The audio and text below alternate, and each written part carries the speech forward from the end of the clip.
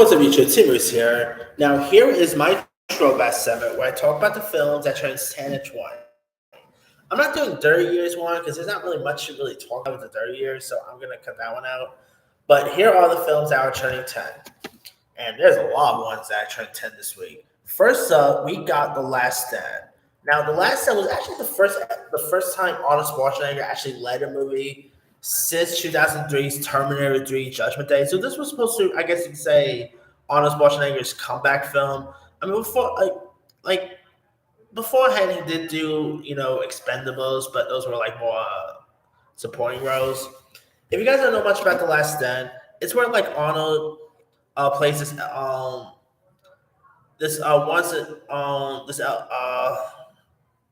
this sheriff named Ray Owens, who has settled into a peaceful life as a sheriff of Somerton Junction, which is a quite border town here.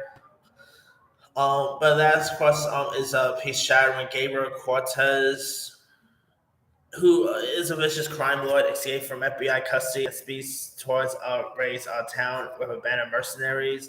And this movie is fun. You got Johnny Knoxville. You also got the likes of Janice Rodriguez, Jamie Alexander, Forrest Whitaker, Luis Guzman.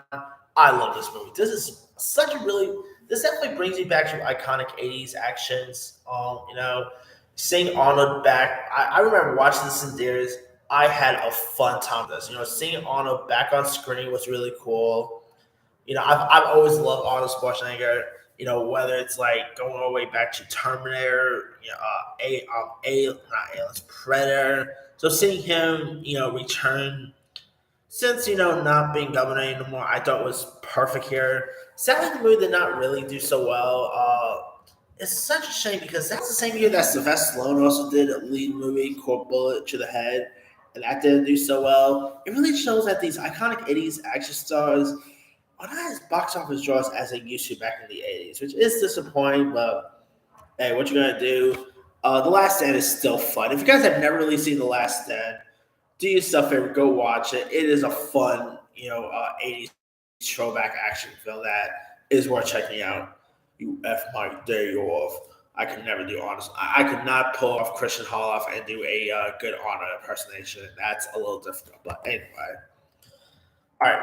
Also turning 10, we got Broken City, which is the action film that starred Mark Wahlberg and Russell Crowe, where Mark Wahlberg plays his former cop named Billy Taggart, who sees a chance at redemption for past sins when New York City's mayor, Nicholas Hosseller, played by Russell Crowe, calls on him for a special job.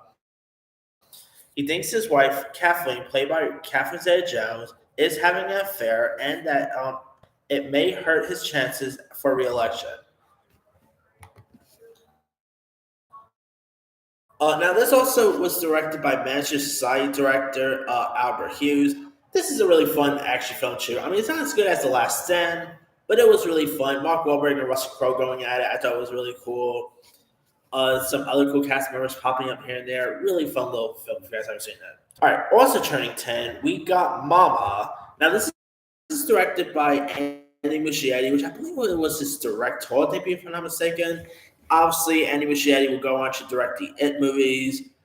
He also is directing the upcoming Flash movie whenever that actually comes out. And this was, I guess, to say the movie that really put Andy Muschietti on the map. I still wonder where my sequel is because the first Mama, man, that movie is much. This movie is actually supposedly called Guillermo del Toro Presents Mama, but Guillermo del Toro barely had anything to do with this. I still never understood why they. I think he was like a producer or something, but I guess Andy Muschietti was a big name at the time. So, and if you guys don't know much about the story here, it's Chastain and Nicola Costaguado, and we're like. Sisters Lily and Victoria vanish in the woods, prompting a frantic search by their uncle Lucas, played by Waldo, and his girlfriend Annabelle, played by Jessica Chastain, who of course Grace Randolph is not a fan of, and of course we'll go on to star in Andy Muschietti's It Chapter 2. And of course, 5 years later, the girls are found alive in a decaying cabin, and Lucas and Annabelle welcome them into their home. But Annabelle also tries to introduce reintroduce the children to a normal life. But of course, the mama character trying to track them down. I mean, this is one of the most creepiest movies of that year. 2013 was a cool year for horror. That's, of course, the year we had The Conjuring out, and Mama is one of them. This movie is really creepy. Great performance by the ones who plays the kids. I thought it was great. If you guys have never seen this movie, it is one of the creepiest films of that year. So definitely give that one a go. All right, another film that shares 10 is not really a movie that not many people have heard of, but it's a little movie that had comment in it called Love. Now, in this, it stars Michael Lee Jr., who you might know as, I can't remember the kid's name, as a kid from that show Power. I forgot his character's name. I really don't watch Power, but I definitely know he's on that show. Um, but here's what this is about. 11-year-old Woody lives with his grandmother and learns what it means to be a man as he spends a day the with the ex-convict uncle he idolizes. He accompanies his uncle and as the man tries to raise money by arranging a drug deal. This movie is terrific. Very underrated, but man, it's good. Like Common, like when you think of Common, you always think of him as a rapper and everything. But I think the dude is great when he's in films. Whether he of course was in Selma. I liked his part in Suicide Squad. He was great in the last John Wick movie. Common is awesome. And of course, he also had Megan Good was in this, Charles S. Dutton, Danny Glover, Dennis Haysbert. This movie is a movie that really not many people talk about. But I remember seeing this. I had no idea much what this movie was, but I just saw that it had Common in it. I really like Common, so I'd still watch to see it anyway. I just thought this was a great film. Like the chemistry between Common and Rainey Jr.'s character, I thought was great. This movie is like, gets very intense at times. It's a great coming of age tale. If you guys have never seen Love, do yourself a favor, go watch it. Really terrific film. All right, now films turning 20. We got the classic, one of the greatest films of all time that never won Best Picture at the Oscars, and that is, ready for it, Kangaroo Jack. I'm just joking about the Oscar part. This is not a great film. It is more of a guilty pleasure of mine.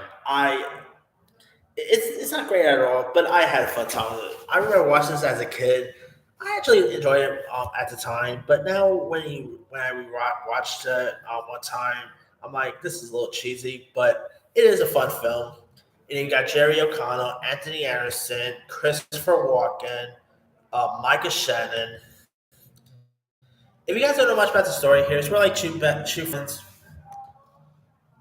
Okay, so I lost you guys. Anyway, it's about like these two friends played by Jerry O'Connor and Anthony Anderson who are forced to deliver mob money to Australia.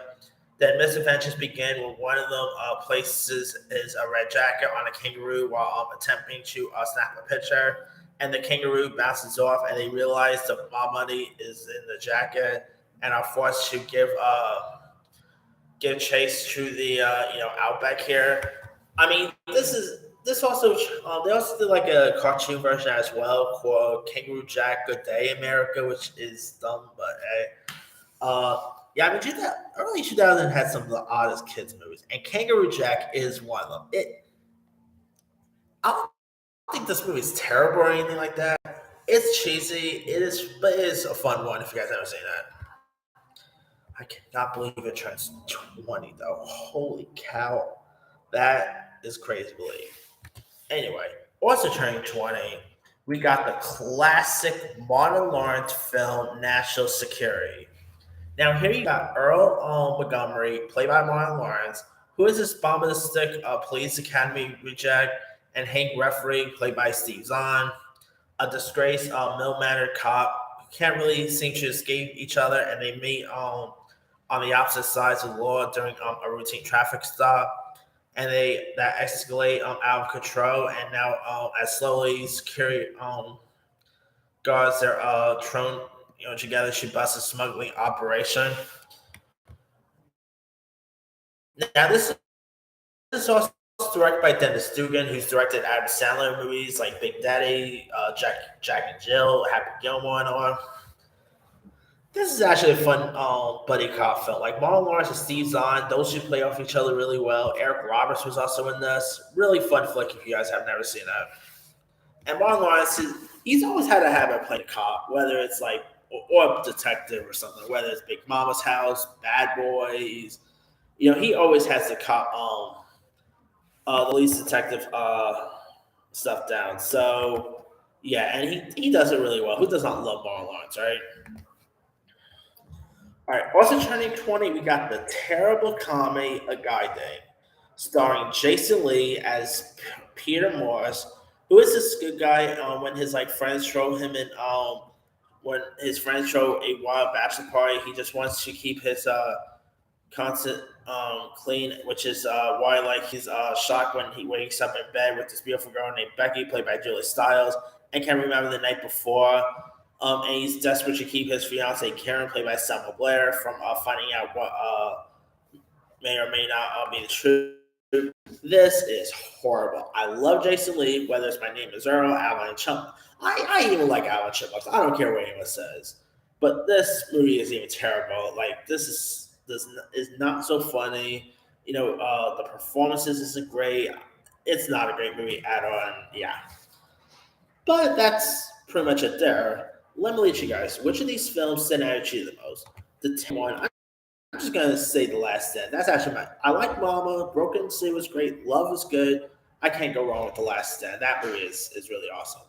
And the 20-year one is a dumb one, but Kangaroo Jack. I have fond memories of Kangaroo Jack. But anyway, drop comments below. Don't forget to subscribe, hit that bell for notification. This is Simon Saya.